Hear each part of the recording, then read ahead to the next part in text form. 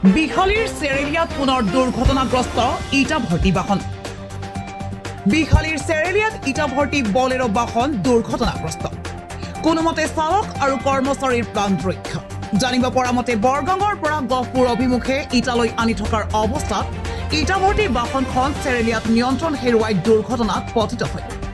দুৰ্ঘটনাগ্ৰস্ত বলেৰো বাহনখনৰ নম্বৰ হৈছে AS32C1671। ঘটনাস্থলীত ইতিমধ্যে বিহালী আৰক্ষী উপস্থিত হৈ গাড়ীখন থানালৈ লৈ যোৱাৰ লগতে তদন্ত আৰম্ভ কৰিছে। বিশ্বনাথৰ পৰা পলাশ প্ৰিয়মৰ ৰিপৰ্ট, শোণিতপুৰ লাইভ।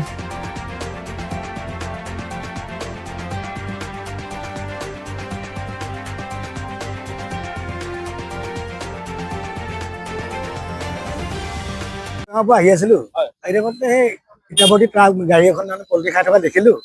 দেখাৰ পিছত ৰখিলো আৰু ৰখাৰ পিছত এই চকাটোৱে কাৰোবাক বোলে আঘাতপ্ৰাপ্ত কৰিছে। এই বলেৰোখনত অকণমান ঘাইল কৰিছে বোলে, বলেৰো গাড়ী এখনত।